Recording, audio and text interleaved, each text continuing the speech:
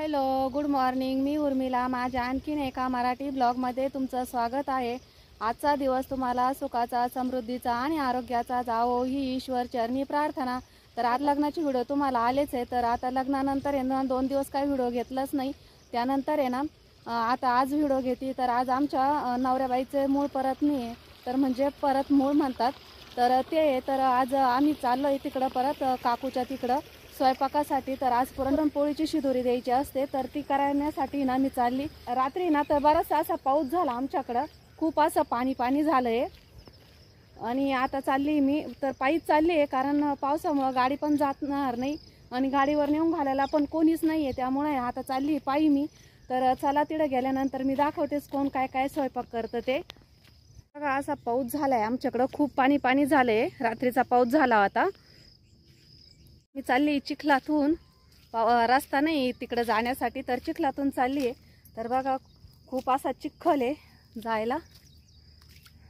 तर लग्न झाल्यानंतर आहे ना 2-3 दिवस काही व्हिडिओज टाकले नाही. त्यानंतर म्हटलं चला आज आहे ना मूळ परत नाही आहे, तर आज पण आमच्याकडं कशी पद्धत आहे की मी तुम्हाला दाखवते आहे. मूळ परतनीची मस्त असे मांडे करावं लागतात, म्हणजे पुरणपोळी खानदेशी पद्धतीचे मांडे करतात आमच्या तिकडं, आणि बराचसा स्वयंपाक करतात. तर चला तिथं गेल्यानंतर दाखवते मी तुम्हाला.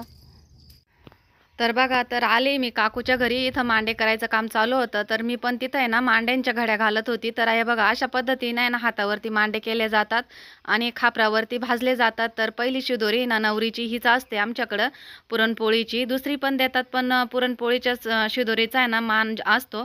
आणि नेमकं काय झालं माहिती का, रात्री पाऊस झाला ना आमच्याकडं, तर रात्रीपासून लाईट पण नव्हती. त्यामुळं आहे ना मोबाईलला चार्जिंग पण नव्हती. तर जेवढी चार्जिंग होती ना तर तेवढाच व्हिडिओ घेतला मी. तर काही जास्त घेता नाही आला मला. त्यानंतर आहे ना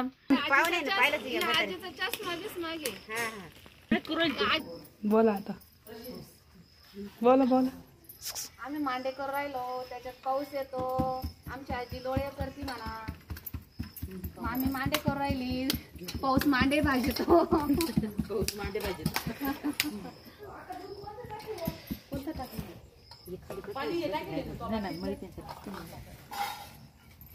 पुरणपोळ्या करते आमच्याकडं. तर आहे ना मोबाईलला चार्जिंग नसल्यामुळे ना मला काही जास्त व्हिडिओ घेता आला नाही. जास्ती पद्धत काही तुम्हाला दाखवता आली नाही. फक्त मांड्यांचाच व्हिडिओ घेतला थोडासा. त्यानंतर दुसऱ्या दिवसाचा व्हिडिओ आहे हा.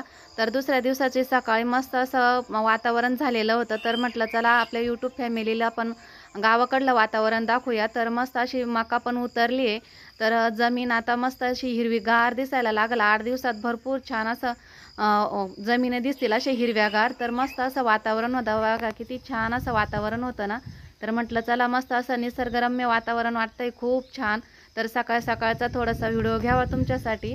तर चला सकाळपासूनच सुरुवात झाली. आता सकाळचं 10 वाजेपर्यंतचं जे रुटीन आहे ना ते तुमच्या संग शेअर करते. तर मी 10 वाजेपर्यंत काय काय काम करते ते.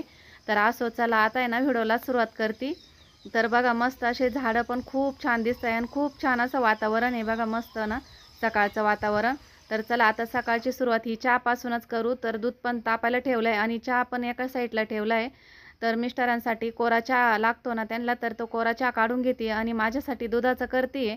तर सकाळी मस्त चहापासूनच सुरुवात केली ना दिवस मस्त असा फ्रेश जातो आणि खूप छान वाटतं. चहा घेतल्यानंतर खूप भारी वाटतं, फ्रेश वाटतं ना. मग त्यामुळे ना चहापासूनच सुरुवात केली. तर असो चला आता आहे ना मिस्टरांना चहा देते अगोदर आणि त्यानंतर मग मला त्याच पातेल्यामध्ये ना दुधाचा चहा करते.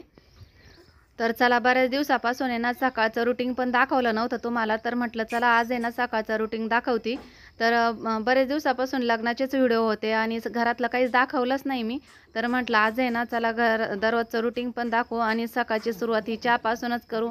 आणि सकाळी वातावरण पण खूप छान होतं.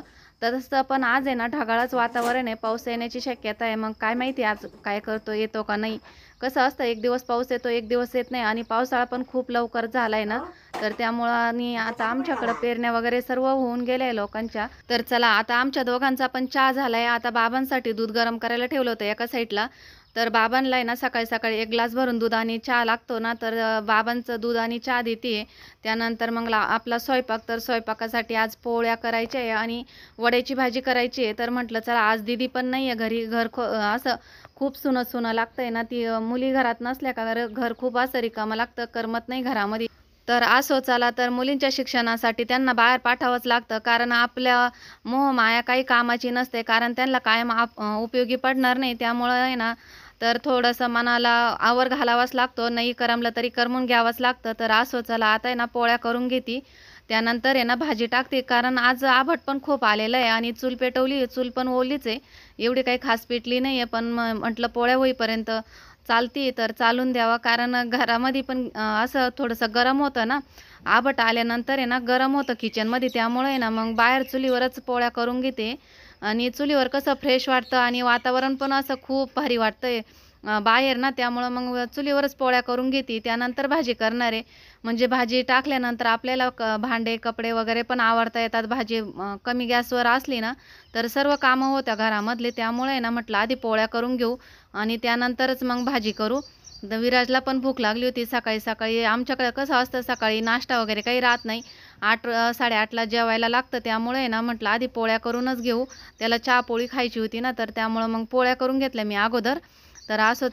आणि आज आहे ना बऱ्याच दिवसातून आहे ना पोळ्या चुलीवर करते मी, कारण पाऊस येतो, चूल ओली होऊन जाते ना, तर पेटत नाही लवकर. मग त्याच्यामुळे आहे ना चुलीवर पोळ्याच करत नव्हती, पण आज आहे ना असं वाटलं, थोडी चूल वाळलेली वाटली ना, तर म्हटलं चला आज आहे ना चूल पेटून आणि चुलीवरच पोळ्या करून घ्यावा, कारण थोडी गॅसची पण बचत होती आणि कसं पोळ्या बाहेर केल्या म्हणजे गरम होत नाही, घरात खूप गरम होतं ना त्यामुळं.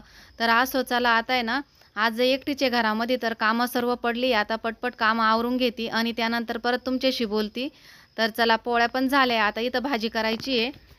तर भाजीसाठी ना मी वडे काढून घेतले एका ताटामध्ये. तर या वड्याची भाजी करायची आहे, उन्हाळी वाळवणातला पदार्थ म्हणजे वडे. तर आता आहे ना सुरुवातीला वडे अगोदर भाजून घेते. आमच्याकडे वडेच म्हणतात, भरपूर ठिकाणी ना सांडगे म्हणतात त्याला, पण आमच्याकडे ना वडे म्हणतात. तर आधी तेलामध्ये ना चांगले लालसर भाजून घ्यायचे वडे आणि त्यानंतर फोडणी द्यायची. तर भारी लागते याची भाजी पण, शेंगदाणे वगैरे काही टाकायचे नाही. आणि आज मी ना कांदा टमॅटो पण टाकला नाही, एकदम साध्या सिंपल पद्धतीने ना वड्याची भाजी करते आहे. खूप साधी पद्धत आहे आणि खूप छान लागते. अशा पद्धतीनं जरी तुम्ही वड्याची भाजी केली ना, खूप छान लागते. फक्त आहे ना वडे चांगले भाजून घ्यायचे, चांगले म्हणजे लालसर जर भाजले ना खरपूस, तर भाजी खूप छान लागते त्याचीवाली. त्यामुळे ना वडे चांगले खरपूस भाजून घ्यायचे, त्यानंतर फोडणीला म्हणजे फोडणी टाकायची.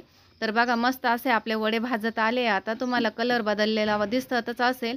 तर बघा मस्त असा कलर बदलला आहे. आपण आता वडे काढून घेऊ, त्यानंतर फोडणी द्यायला घेऊ.